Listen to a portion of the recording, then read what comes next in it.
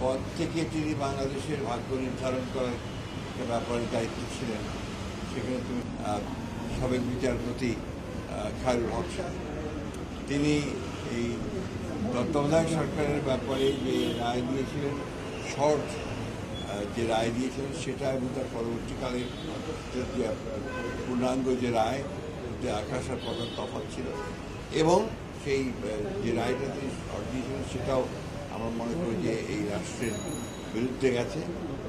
বিলম্বে হলেও যে এতদিন পরে তার বিরুদ্ধে যে ব্যবস্থা গ্রহণ করেছে সরকার, সেই জন্য সরকারকে আন্তরিক ধন্যবাদ জানাচ্ছি। এবং সঠিকভাবে তার তদন্ত হবে সব বিষয়গুলোর, এবং তার সঠিকভাবে তার বিচার কার্য সম্পাদন হবে, সেটাই আমরা আশা করি।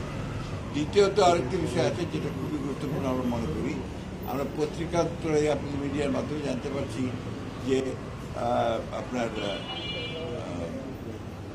শিশু একাডেমি যে ভবনটি রয়েছে আপনার এই কার্যালয়ের উল্টো দিকে, আপনার হাইকোর্টের পাশে, সেই ভবনটিকে ভেঙে ফেলার জন্য আপনার কথাবার্তা চলছে, ধরনের প্রক্রিয়া গ্রহণ করা হচ্ছে, একটা প্রস্তাব নেওয়া হয়েছে। আমরা এটার বিরোধিতা করি।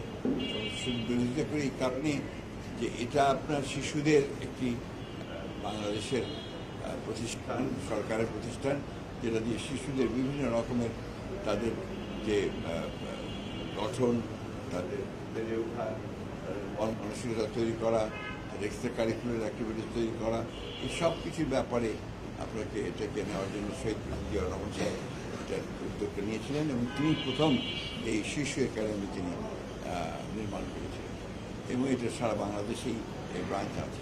সুতরাং এটাকে এখান থেকে সরানোটা আমি মনে করি একেবারেই সঠিক সিদ্ধান্ত হবে না, এবং এই ব্যাপারে আমরা আমাদের স্পষ্ট বক্তব্য যে আমরা চাই না যে শিশু ভবনটি সেই জায়গা থেকে আপনার স্থানান্তরিত করা হোক।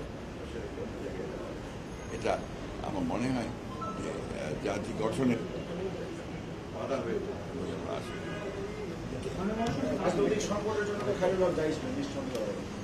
শতকরা 100 এটা তো আমার বলা ঠিক হবে না। আইনগতভাবে যে বিধানগুলো আছে সেই বিধানগুলো দেখে তাকে সেই প্রসিকিউট করে তার সেই বিধান নিশ্চিত করতে হবে। তবে দৃষ্টান্তমূলক শাস্তি হবে, যাতে ভবিষ্যতে কেউ ওই জায়গাটাতে বসে আর সেই জায়গাটা ব্যবহার করে রাষ্ট্রের ক্ষতি করতে না পারে। আপনার আমাদের তত্ত্বাবধায়ক সরকার বিধানটা বাতিল পার্মানেন্ট করা হয়েছে, এবং যেটা বাংলাদেশের পরবর্তীকালের যত রকমের আপনার রাজনৈতিক সংকট তৈরি হয়, সেই সংকটগুলো তৈরি হয়েছে এবং তাতে ক্ষতিগ্রস্ত হয়েছে। দ্বিতীয়ত হচ্ছে যে আপনার একটা মানে বিচার বিভাগ, যেটাকে আমরা মনে করি যে আপনার জুডিশিয়ারি সবচেয়ে বড় জায়গা, যেখানে আপনার সবচেয়ে আপনার মানুষের আস্থা থাকে, সেই আস্থার জায়গাটাকে সম্পূর্ণভাবে তিনি ধ্বংস করেছেন শুধুমাত্র তার রাজনৈতিক চিন্তাভাবনা এই কারণে, যেটা বাংলাদেশের সবচেয়ে বড় ক্ষতি করে আমরা মনে করি।